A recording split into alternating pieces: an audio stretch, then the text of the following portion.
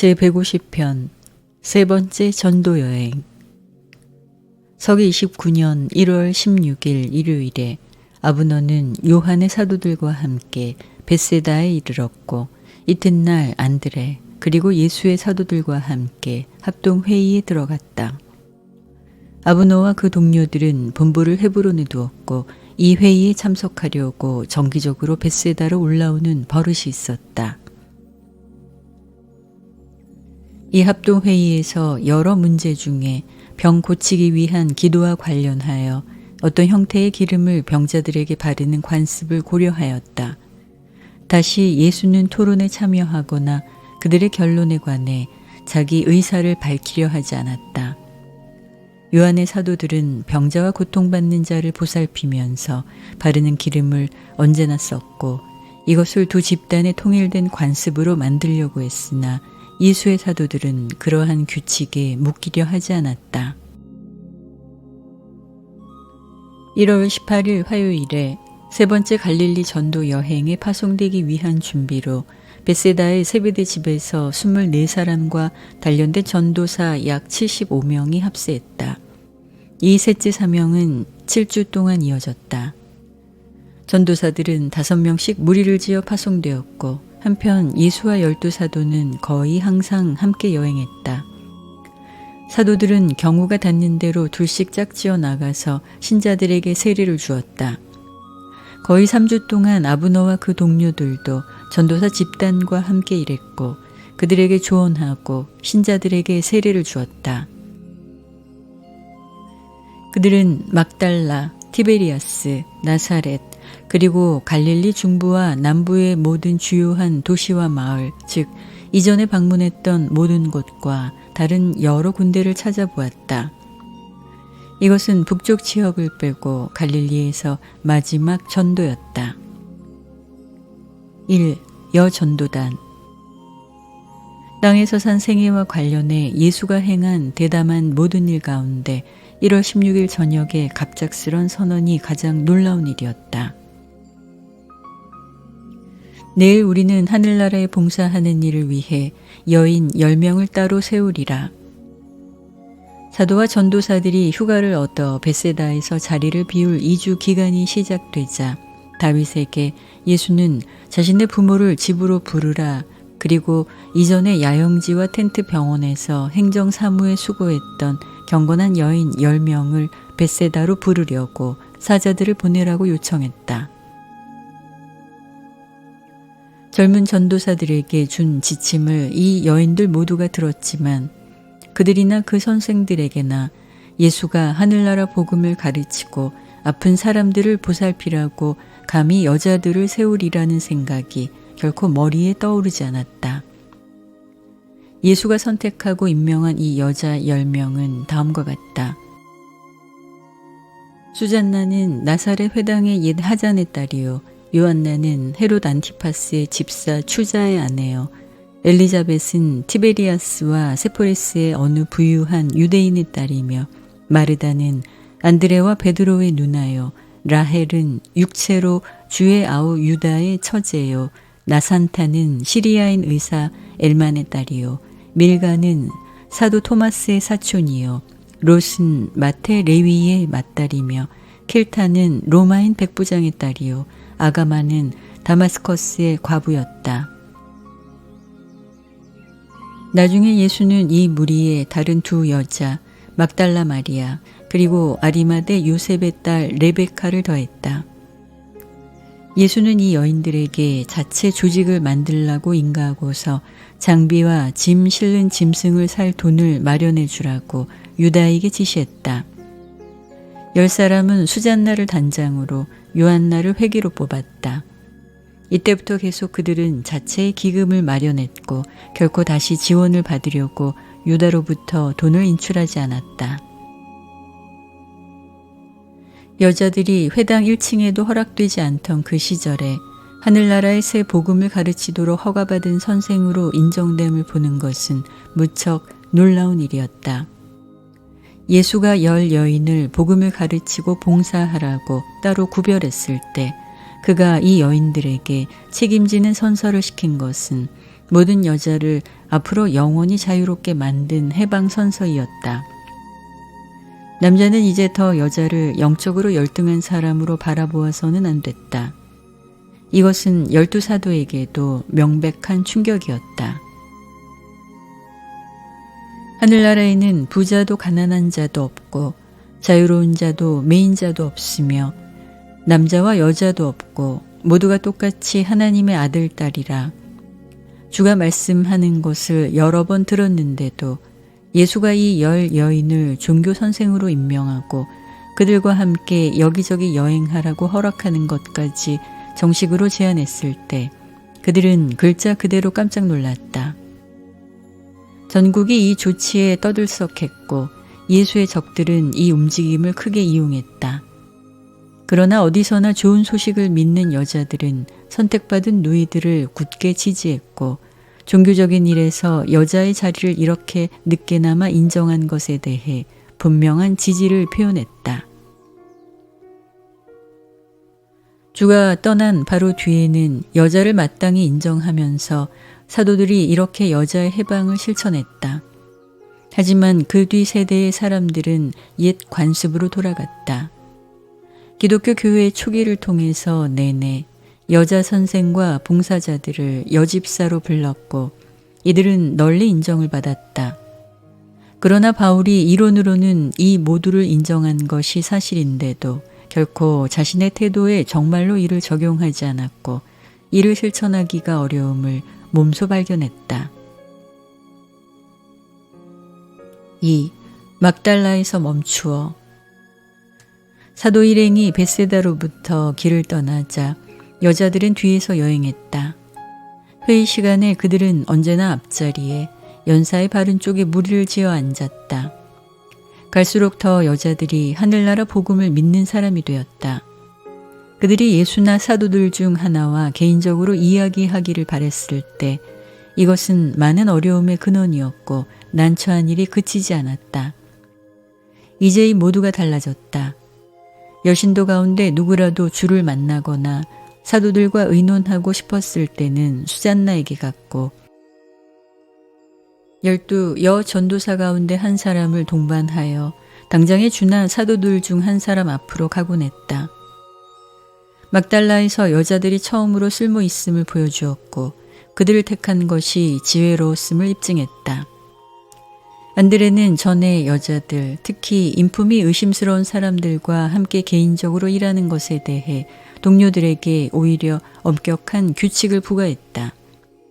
그 일행이 막달라에 들어갔을 때 이 여전도사 10명은 나쁜 유흥지로 마음대로 들어가서 기쁜 소식을 모든 동료에게 직접 전파했다. 병자들을 찾아볼 때 이 여자들은 봉사를 베풀면서 병든 형제들에게 아주 가까이 다가갈 수 있었다. 이곳에서 이 여인 10명이 봉사를 베푼 결과로 막달라 마리아가 하늘나라에 들어오도록 설득되었다. 연달아 불행이 겹치고 그렇게 판단을 잘못 내린 여자들에 대해 존경받는 사회가 취한 태도의 결과로 이 여자는 막달라의 못된 유흥지 가운데 하나에 굴러떨어졌다. 마르다와 라헬이 마리아에게 그 여자 같은 사람에게도 하늘나라의 문이 열려 있다고 설명했다. 마리아는 좋은 소식을 믿었고 이튿날 베드로에게 세례를 받았다. 막달라 마리아는 이 12 전도사 무리에서 가장 유능한 복음 선생이 되었다. 새로 전향하고 나서 약 4주 뒤에 요타파타에서 레베카와 함께 그렇게 봉사하도록 따로 구별되었다. 마리아와 레베카는 이 집단의 다른 사람들과 함께 예수가 땅에서 사신 여생을 통해서 일을 계속했고 짓밟힌 형제들을 깨우려고 격려하기 위해 충실하고 유능하게 수고했다.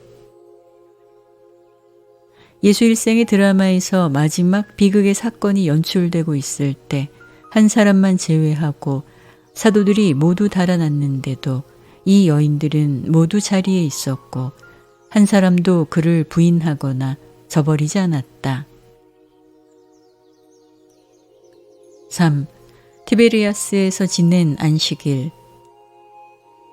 사도 일행의 안식일 예배는 예수의 지시를 받고 나서 안드레가 여자들의 손에 맡겼다. 물론 이것은 예배가 새 회당에서 진행될 수 없음을 의미했다. 여자들은 이 행사의 책임을 맡으라고 요한나를 뽑았다. 그 모임은 헤롯의 새 궁전 연회실에서 열렸는데 헤롯은 페레아의 줄리아에서 거주하느라고 떠나 있었다. 요한나는 이스라엘의 종교 생활에서 여자가 한 일에 관해 성서를 읽었고 미리암과 데보라와 에스터 그리고 다른 사람들을 언급했다. 그날 저녁 늦게 예수는 그 연합된 집단에게 마술과 미신에 관해 기억에 남을 말씀을 하였다. 그 시절에 새 별이라고 생각되는 밝은 별이 나타나는 것은 위대한 사람이 땅에 태어난 것을 가리키는 징조로 여겼다. 그러한 별이 그때 최근에 관측되었기 때문에 안드레는 예수에게 이러한 믿음에 타당한 근거가 있는가 물었다. 안드레의 물음에 길게 대답하면서 주는 인간의 미신이라는 주제 전체에 관해 철저한 논의에 들어갔다. 이때 예수가 하신 말씀은 다음과 같이 현대의 표현으로 간추려도 좋다. 1. 하늘에서 별들의 운행은 땅에서 인간 생활의 사건과 아무 관계가 없다. 천문학은 적절한 과학적 연구이지만 점성술은 하늘나라 복음에서 아무런 자리를 차지하지 못하는 미신의 오류 덩어리다. 2. 갓 죽인 동물의 내장을 살피는 것은 날씨나 앞날의 사건이나 인간사의 결과에 관해 아무것도 드러내지 않는다. 3. 죽은 자의 영은 살아있는 자 사이에 가족이나 한때 친구였던 자와 교통하려고 돌아오지 않는다. 4. 부적과 유물은 병을 고치거나 재난을 막거나 악령에게 영향을 미치지 못한다. 영적 세계에 영향을 미치는 모든 그러한 물질적 방법을 믿는 것은 터무니없는 미신일 뿐이다. 5. 제비뽑기는 많은 사소한 문제를 해결하는 편리한 방법일지 모르지만 신의 뜻을 드러내도록 고안된 방법이 아니다. 그러한 결과는 순전히 물질적으로 우연히 일어나는 문제이다. 영적 세계와 교통하는 유일한 수단은 아들이 쏘아 부은 영과 무한영이 두루 계시는 영향과 더불어 인류의 영 재산, 곧 아버지의 깃드는 영 속에 담겨 있다. 6. 점치기, 요술, 마법은 마술의 미혹과 마찬가지로 무지한 자들이 믿는 미신이다. 마술 숫자, 행운의 전조, 불운을 알리는 전령을 믿는 것은 순전하고 근거 없는 미신이다. 7. 꿈의 풀이는 대체로 미신이고 근거 없는 방식, 무지하고 환상적 추측 방식이다.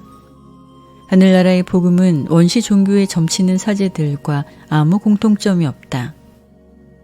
8. 착한 영이나 악한 영은 진흙이나 나무나 금속으로 만든 물질적 상징 안에 거할 수 없다. 우상은 그 자체를 만든 물질에 지나지 않는다. 9. 주문 외는 자, 요술사, 마술사, 마법사의 관습은 에집트인과 아시리아인, 바빌로니아인과 고대 가나안 사람들의 미신으로부터 유래되었다. 부적과 온갖 종류의 주문은 착한 영들의 보호를 얻거나 악한 영이라고 생각된 것들을 막는 데 쓸모가 없다. 10. 그는 주문, 죄를 시험하는 단련, 마술 걸기, 저주, 상징, 만드레이크, 매듭진 끈, 그리고 무지하고 사람을 노예로 만드는 온갖 다른 형태의 미신을 믿는 신앙을 폭로하고 비난했다. 4. 사도들을 둘씩 보내다. 다음날 저녁 12사도, 요한의 사도들, 그리고 새로 임명한 여인 집단을 한데 모으고 나서 예수는 말했다. 수확이 풍부하나 일꾼이 적은 것을 바로 너희가 보느니라. 그러므로 수확하시는 주께 들로 더욱 많은 일꾼을 보내달라고 우리 모두 기도하자. 내가 남아서 새로 된 선생들을 위로하고 가르치는 동안 아직 형편이 좋고 평화로운 동안에 하늘나라 복음을 전도하면서 온 갈릴리를 빨리 지나가도록 먼저 된 자들을 둘씩 보내고자 하노라. 그리고 나서 그가 떠나 보내기를 원한 대로 사도들의 쌍을 정해 주었는데 다음과 같다. 안드레와 베드로, 야고보와 요한 세베대, 빌립과 나다니엘, 토마스와 마테, 야고보와 유다 알페오, 열심당원 시몬과 가룟 유다였다. 예수는 나사렛에서 12사도를 만나는 날을 정했고 떠나면서 말했다. 이 임무에는 어떤 이방인 도시에도 가지 말고 사마리아에도 가지 말라. 그러나 대신에 이스라엘의 집에서 길 잃은 양들에게 가라. 하늘나라 복음을 전도하고 사람이 하나님의 아들이라는 유익한 진리를 선포하라. 제자는 도저히 선생보다 낫지 않고 종이 주인보다 크지 않음을 기억하라. 제자가 선생과 대등하고 종이 주인과 같이 되는 것으로 넉넉하니라. 어떤 사람들이 집주인을 비엘세붑의 친구라고 감히 불렀다면 그 집안 사람들을 그보다 얼마나 더 나쁘게 여기겠느냐. 그러나 너희는 이 믿지 않는 적들을 두려워 말라. 내가 너희에게 선언하노니 밝히 드러내지 않으려고 감춘 것이 하나도 없고 알리지 않으려고 숨긴 것이 하나도 없느니라. 내가 너희에게 몸소 가르친 것을 터놓고 지혜롭게 전도하라. 안방에서 너희에게 드러낸 것을 때가 되면 너희가 집 꼭대기에서 선포해야 하느니라. 친구와 제자들아, 너희에게 이르노니 몸을 죽일 수 있어도 혼을 죽일 수 없는 자를 두려워 말라. 차라리 몸을 지탱하고 혼을 구할 수 있는 분을 너희가 신뢰하라. 참새 2마리가 동전 한 입에 팔리지 아니하느냐. 그래도 내가 선언하노니 참새 1마리도 하나님의 눈앞에서 잊혀지지 않느니라. 너희 머리에 바로 그 털조차도 샌 것을 모르느냐. 그러므로 두려워 말라. 너희는 허다한 참새보다 더 귀중하니라. 내 가르침을 부끄럽게 여기지 말라. 가서 평화와 선의를 선포하라. 그러나 속지 말라. 평화가 반드시 너희의 전도를 따르지는 아니하리라.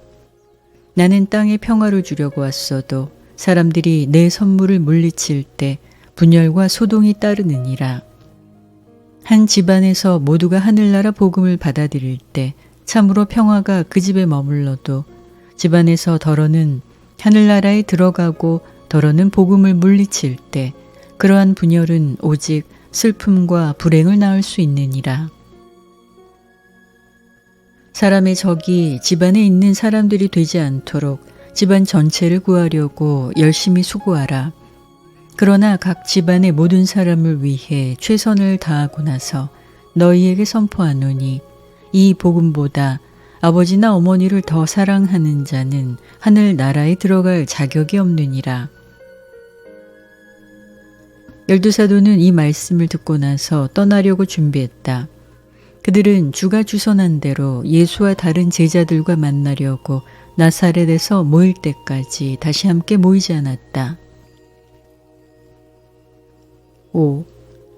구원을 받으려고 무엇을 해야 하나이까? 요한의 사도들이 헤브론으로 돌아간 뒤 그리고 예수의 사도들이 둘씩 파송된 뒤에 슈넴에서 어느 날 저녁 주가 야곱의 지휘하에서 수고하고 있던 새 전도사 12명의 무리를 가르치느라고 몰두해 있을 때 라헬은 12 여인과 함께 예수에게 이렇게 물었다. 주여, 구원을 받으려면 내가 무엇을 해야 하리이까? 하고 여자들이 물으면 우리가 어떻게 대답하리이까? 이 물음을 듣자 예수는 대답했다. 남자와 여자들이 구원받기 위해 우리가 무엇을 해야 하는가 물을 때 너희는 대답할지어다. 이 하늘나라 복음을 믿고 신의 용서를 받아들이라. 하나님의 영이 깃드심을 믿음으로 인식할지니 그 영을 받아들이는 것이 너를 하나님의 아들로 만드느니라. 너희는 성서를 읽지 아니하였느냐? 거기에 쓰였으되 주 안에서 내가 올바름과 힘을 가졌노라. 거기에 또한 아버지가 이르시되 나의 올바름이 가까웠도다. 나의 구원이 떠나갔고 내 팔이 내 민족을 감싸리라. 내 혼이 하나님의 사랑 속에 기뻐하리니 그가 구원의 옷으로 나를 입히고 올바름의 예복으로 나를 덮으셨음이라. 너희는 또한 아버지에 관해 그의 이름을 우리의 올바른 주라 부를지니라. 독선의 더러운 누더기를 버리고 신다운 올바름과 영원한 구원의 예복으로 내 아들을 입히리라 한 것을 읽지 아니하였느냐. 이것이 언제까지나 참이라. 옳은 자는 믿음으로 살리라. 아버지의 나라로 들어가는 것은 모두 거저이나 그 안에서 계속하는 데는 진보가 은혜 속에서 성장하는 것이 필수이라. 구원은 아버지의 선물이요 아들들이 구원을 드러내느니라. 내 편에서 믿음으로 받아들임은 너를 신다운 성품을 같이 하는 자 하나님의 아들이나 딸로 만드느니라. 너희는 믿음으로 옳게 되고 믿음으로 구원받으며 바로 이 믿음으로 진보하고 신다운 완전에 이르는 길로 영원히 올라가느니라. 믿음으로 아브라함은 옳게 여김을 받았고 멜기세덱의 가르침으로 구원받았음을 깨달았더라. 오랜 세월을 통해서 내내 바로 이 믿음이 사람의 아들들을 구하였으나 구원을 더욱 현실로 받아들이기 쉽게 만들려고 이제 아들이 아버지로부터 다가왔느니라. 예수가 말씀을 멈추었을 때 이 은혜로운 말씀을 들은 사람들은 크게 기뻐했고 뒤이은 여러 날 동안 모두가 새 힘과 되찾은 에너지와 열심을 가지고 하늘나라 복음을 줄고 선포했다. 여자들은 땅에서 하늘나라를 세우는 이 계획에 여자들이 포함되었음을 알고 더군다나 기뻐했다. 마지막 말씀을 요약하면서 예수는 이렇게 말했다. 너희는 돈으로 구원을 살 수 없느니라. 수고한다고 올바름을 벌어들일 수 없느니라. 구원은 하나님의 선물이요 올바름은 하늘나라에서 아들 신분의 생명, 영에게서 태어난 생명이 맺는 자연스러운 열매이라. 너희가 올바른 인생을 산다고 해서 구원받아야 하는 것이 아니라 오히려 이미 구원을 받았으므로 아들 신분을 하나님의 선물로 그리고 하늘나라에서 봉사함을 땅에서 일생의 최고의 기쁨으로 여겼으므로 너희가 올바른 인생을 사는 것이라. 사람들이 하나님의 선하심을 드러내는 이 복음을 믿을 때 저희는 사람이 아는 모든 죄를 스스로 뉘우치게 되리라. 아들임을 깨닫는 것은 죄를 저지르려는 욕구와 모순되며 하늘나라를 믿는 자는 올바름을 간절히 바라고 신의 완전함을 목마르게 찾느니라. 6. 저녁 수업. 저녁 토론 시간에 예수는 많은 주제에 대해 이야기했다. 이 남은 여행을 마치는 동안에 모두 나사렛에서 다시 모이기 전에 하나님의 사랑, 꿈과 환상, 악의, 겸손과 온유, 용기와 충성, 음악과 예배, 봉사와 복종, 자만과 주제넘기, 용서와 뉘우침의 관계, 평화와 완전, 악하게 말하기와 질투, 악과 죄와 유혹, 의심과 불신, 지혜와 예배에 대해 이야기했다. 고참 사도들이 자리에 없었기 때문에 이 세 집단의 남녀들은 주와 함께 더 거리낌 없이 이 토론에 들어갔다. 한 무리의 12 전도사와 2, 3일 보낸 뒤에 예수는 자리를 떠서 또 다른 무리에 합세하곤 했고 다윗의 사자들로부터 이 모든 일꾼이 있는 곳과 그 움직임에 대해 통지를 받았다. 이것이 처음 여행이었기 때문에 여자들은 대부분의 시간을 예수와 함께 남아서 보냈다. 사자의 봉사를 통해서 이 집단들은 저마다 여행의 진전에 관해 충분히 통지받았고 다른 집단으로부터 소식을 듣는 것은 흩어지고 따로 떨어진 이 일꾼들에게 언제나 용기를 북돋아주는 근원이었다. 흩어지기 전에 12사도는 전도사들과 여인단과 더불어 3월 4일 금요일에 주를 만나려고 나사렛에서 모이기로 미리 주선이 되어 있었다. 따라서 이 무렵에 중부 및 남부 갈릴리의 모든 지방으로부터 이 여러 집단의 사도와 전도사들이 나사렛을 향해 움직이기 시작했다. 오후 중반이 되어서 마지막으로 온 안드레와 베드로는 그 도시의 북쪽 고지에 자리 잡은 야영지에 이르렀고 일찍 도착한 사람들이 야영지를 준비했다. 대중 봉사를 시작한 뒤로 이번에 처음으로 예수는 나사렛을 방문했다. 7. 나사렛에서 머무르다. 이 금요일 오후에 예수는 사람들 눈에 아주 띄지 않고 전혀 알아보지 못하게 나사렛 주위를 걸어 다녔다. 어릴 때 살던 집과 목수 작업장을 지나쳤고 소년이었을 때 무척 즐기던 언덕에서 반 시간을 보냈다. 요단강에서 요한에게 세례받은 날 이후로 사람의 아들은 혼 속에서 그러한 인간적 감정의 큰 물결이 있는 것을 느끼지 못했다. 산에서 내려오면서 나사렛에서 자라는 소년이었을 때 아주 여러 번 들은 것과 똑같이 귀에 익은 소리, 해가 지는 것을 알리는 트럼펫 부는 소리를 들었다. 야영지로 돌아가기 전에 공부하러 다니던 회당 옆으로 걸어서 내려갔고 머릿속에서 소년 시절의 여러 가지를 회상하는 데 빠졌다. 그날 일찍 안식일 아침 예배에 그가 설교하도록 회당장과 주선하라고 토마스를 미리 보냈다.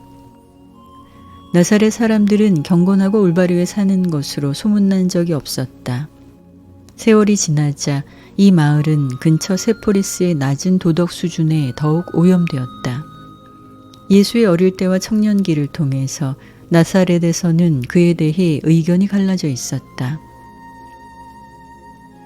가버나움으로 이사 갔을 때 사람들은 무척 분개했다.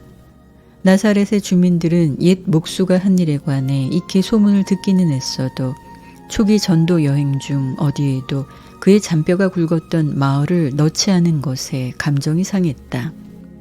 정말로 그들은 예수의 명성을 들었지만 대다수의 시민은 그가 어릴 때 자란 도시에서 대단한 일을 하나도 하지 않았기 때문에 화가 나 있었다. 여러 달 동안 나사렛 사람들은 예수에 대해 많이 떠들었지만 그에 대한 의견은 대체로 좋지 않았다. 이렇게 사람들이 반가이 맞아주는 귀향이 아니라 뚜렷이 적대시하고 지나치게 비판하는 분위기 한가운데 주는 자신이 있음을 발견했다. 그러나 이것이 전부가 아니었다. 나사렛에서 이 안식일을 보낼 것을 알고 회당에서 그가 말씀할 것을 짐작하고서 적들은 그를 괴롭히고 가능한 모든 면에 소동을 일으키려고 거칠고 천한 수많은 사람을 고용했다. 예수의 옛 친구들의 대부분은 어릴 때 그에게 쏙 빠졌던 하잔 선생을 포함하여 죽었거나 이미 나사렛을 떠났고 젊은 세대는 심한 질투로 그의 명성을 분개하는 경향이 있었다. 그들은 그가 예전에 아버지의 가족에게 헌신했던 것을 기억하지 못했고 나사렛에서 살고 있는 동생과 시집간 누이들 찾아보기를 소홀히 했다고 지독하게 비난했다. 예수의 집안이 그에게 취하는 태도도 또한 시민의 불친절한 느낌을 부채질하는 경향이 있었다. 정통파 유대인들은 예수가 이 안식일 아침에 회당으로 가는 길에 너무 빨리 걸었다고 해서 주제넘게 헐뜯기까지 했다. 8. 안식일 예배. 이 안식일은 화창한 날이었고 온 나사렛, 친구와 적들이 마을의 이 옛 시민이 회당에서 하는 말씀을 들으려고 모여들었다. 사도 수행원들 가운데 여럿이 회당 바깥에 남아 있어야 했다. 말씀을 들으려고 온 모든 사람을 위해 자리가 없었다. 젊은이로서 예수는 이 예배 장소에서 가끔 말씀하였고 이날 아침에 회당장이 성서 교훈을 읽으라고 신성한 기록이 적힌 두루마리를 넘겨주었을 때 이것이 이 회당에 그가 드린 바로 그 사본이라는 것을 거기 있던 사람들 중 아무도 기억하지 못하는 듯 했다. 이날의 예배는 예수가 소년으로 참석했을 때와 똑같이 진행되었다. 그는 회당장과 함께 연단에 올라갔고 예배는 두 기도문을 낭독함으로 시작되었다. 주는 복되시니 그는 세상의 임금이요 빛을 짓고 어둠을 창조하며 평화를 주고 만물을 지으시도다. 그는 자비롭게 땅과 거기에 사는 자들에게 빛을 주시며 선하여 하루하루 날마다 창조하신 작품을 새롭게 하시도다. 그의 영화로운 솜씨 때문에 그리고 그를 찬미하라고 만드신 빛, 밝게 비치는 그 빛 때문에 주 우리의 하나님은 복되도다. 셀라 주 우리 하나님은 복되시니 빛을 지으셨도다. 한순간 멈춘 뒤에 그들은 다시 기도했다. 큰 사랑으로 주 우리 하나님은 우리를 사랑하셨고 우리 아버지여 우리 임금이여 그를 신뢰한 우리 조상을 위해 넘쳐 흐르는 동정심으로 우리를 불쌍히 여기셨도다. 주는 저희에게 생명의 규율을 가르치셨으니 우리에게 자비를 베풀고 우리를 가르치소서. 우리의 눈을 밝혀 율법을 보게 하소서. 우리의 마음이 주의 계명에 충실하게 하소서. 주의 이름을 사랑하고 두려워하도록 우리의 마음을 하나로 만드소서. 그리하면 영원토록 우리가 부끄럽게 되지 아니하리이다. 주는 구원을 준비하시는 하나님이요 모든 민족과 국민 가운데서 우리를 고르셨고 주가 하나임을 우리가 사랑으로 찬미하도록 주의 크신 이름 셀라 가까이의 진실로 우리를 데려오셨나이다. 주는 복되시며 사랑으로 그의 민족 이스라엘을 택하셨도다. 그리고 나서 회중은 쉬마 즉 유대인의 신조를 낭독했다.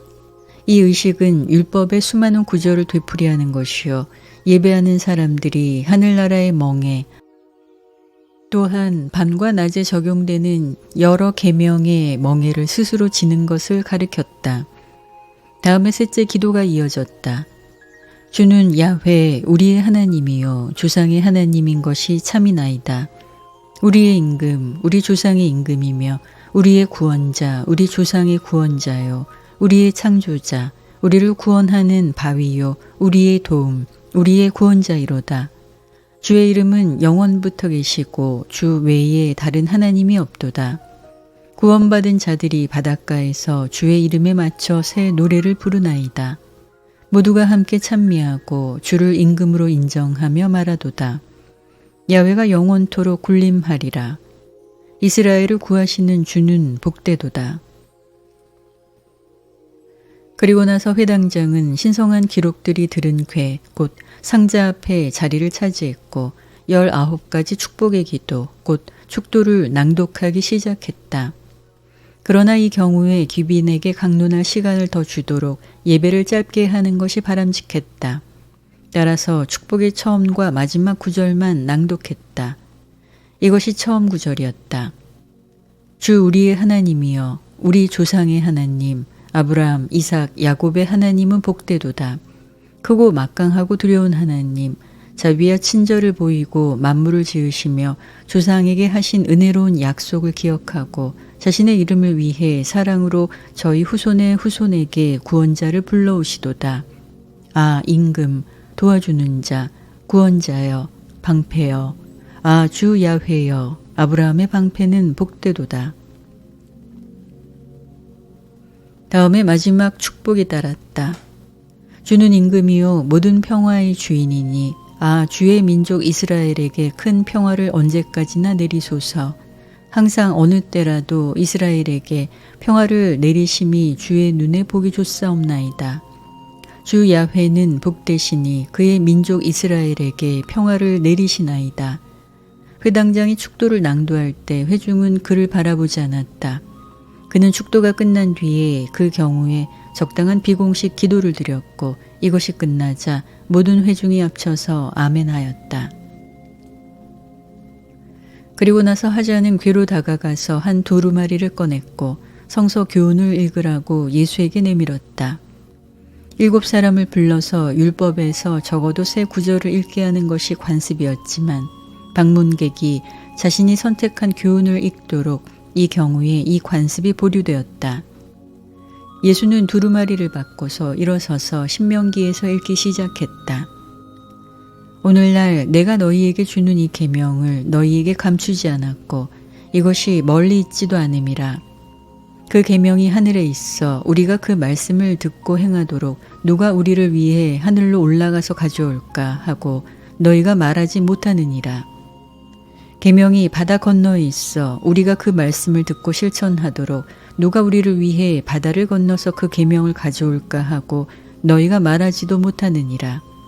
아니라 내가 생명의 말씀을 알고 그에 복종하도록 그 말씀은 너에게 무척 가까이, 아니 내가 있는 앞과 내 마음속에도 있느니라. 그리고 율법에서 읽기를 그쳤을 때 그는 이사야로 눈을 돌려 읽기 시작했다. 주의 영이 내게 가까이 오시니 가난한 자에게 좋은 소식을 전하라고 내게 기름을 부으셨음이라. 포로가 된 자에게 해방을, 눈먼 자에게 눈이 다시 보임을 선포하며 다친 자를 놓아주고 주의 마음에 들 해를 선포하라고 나를 보내셨도다. 책을 덮고 회당장에게 책을 넘겨준 뒤에 예수는 앉아서 사람들에게 말씀을 시작했다. 이렇게 시작했다. 오늘 이 성서의 말씀이 이루어졌도다. 그리고 나서 예수는 거의 15분 동안 하나님의 아들, 딸에 대해 말씀했다. 많은 사람이 그 말씀을 기뻐했고 그의 품위와 지혜에 감탄했다. 정식 예배가 끝난 뒤에 관심이 있을까 싶은 사람들이 질문할 수 있도록 연사가 남아있는 것이 회당의 관습이었다. 따라서 이 안식일 아침에 예수는 질문을 던지려고 앞으로 밀어닥치는 군중 속으로 걸어 내려왔다. 이 무리에는 그를 해치려고 굳게 작정한 사나운 사람들이 많이 있었고 한편 이 군중의 가장자리 근처에는 예수에게 문제를 일으키려고 고용된 저질의 사람들이 서성거리고 있었다. 바깥에서 남아있던 많은 제자와 전도사가 이제 회당으로 밀고 들어갔고 문제가 터지려 하는 것을 눈치채는데 시간이 걸리지 않았다. 그들은 주를 멀리 이끌려고 애썼지만 주는 함께 가려 하지 않았다. 9. 나사렛의 거부.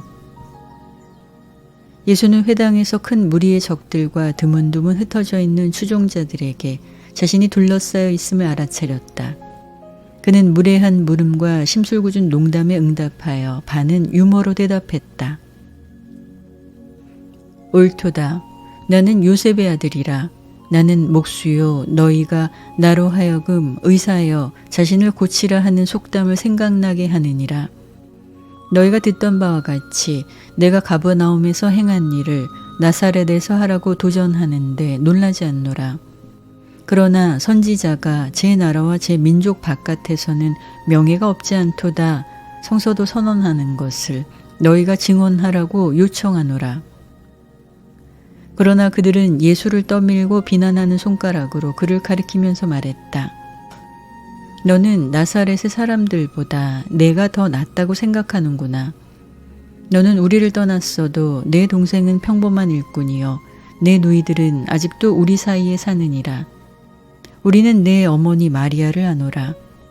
오늘날 저희가 어디 있느냐.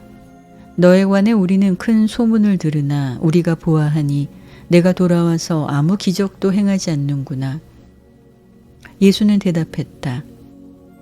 내가 자랐던 도시에 사는 사람들을 내가 사랑하고 너희가 모두 하늘나라로 들어가는 것 보기를 내가 기뻐하겠으나 하나님의 일을 하는 것은 내가 결정할 일이 아니라 은혜로 생기는 변화는 받는 자의 살아있는 믿음에 반응하여 일어나느니라. 자신의 사도들 중 한 사람 열심당원 시몬이 전략의 실수를 저지르지 않았더라면 예수는 군중을 기분 좋게 다루고 사나운 적들도 효과적으로 가라앉혔을 것이다. 시몬은 새로 된 전도사들 가운데 한 사람, 나홀의 도움을 얻어서 군중 가운데서 예수의 친구들 한 집단을 그동안에 모았고 호전적 자세를 취하면서 주의 적들에게 떠나라고 주의를 주었다. 부드러운 대답이 진노를 거둔다고 예수가 사도들에게 오래 가르쳤지만 추종자들은 사랑하는 선생, 마음에 우러나서 주라고 부르는 분이 그렇게 무례하고 멸시하는 대접을 받는 것을 차마 볼 수 없었다. 이것은 너무 지나쳤다. 그들은 뜨겁고 맹렬하게 분개하는 말을 하게 되었다. 이 모두가 사악하고 거친 회중 가운데서 폭도의 분위기를 건드리는 방향으로 가기만 했다. 그래서 돈 받은 건달들의 지휘하에 이 깡패들은 예수를 붙잡고 회당 바깥으로 근처의 가파른 산 벼랑까지 몰아세웠고 거기서 벼랑 끝을 지나 밑으로 떨어져 죽으라고 밀어버릴 생각이었다. 그러나 바야흐로 벼랑 끝으로 밀려고 했을 때 예수는 붙잡은 자들에게 갑자기 돌아서서 마주보고 조용히 팔짱을 꼈다. 아무 말도 하지 않았지만 그가 앞으로 걷기 시작하자 폭도들은 갈라졌고 손대지 않고 지나가도록 버려두었을 때 친구들은 놀라움을 금치 못했다. 제자들의 수행을 받으며 예수는 야영지로 진행했다. 거기서 사람들이 이 모든 일에 대해 이야기했다. 예수가 지시한 대로 이튿날 일찍 가버나움으로 돌아가려고 그날 저녁에 준비했다. 셋째 대중전도가 이렇게 시끄럽게 끝난 것은 예수의 모든 추종자에게 정신이 번쩍 들게 하는 효과를 가졌다. 주의 어떤 가르침이 무엇을 의미하는가 비로소 깨닫고 있었다. 많은 슬픔과 쓰라린 실망을 통해야 하늘나라가 오리라는 사실에 눈을 뜨고 있었다. 그들은 이 일요일 아침에 나사렛을 떠났고 다른 길로 여행하면서 3월 10일 목요일 한낮이 되어서 모두가 마침내 벳세다에 모였다. 열심히 있고 만사를 정복하는 한때의 승리한 십자군이 아니라 제정신이 들고 심각한 무리, 꿈에서 깨어난 진리 복음의 전도사로서 함께 왔다.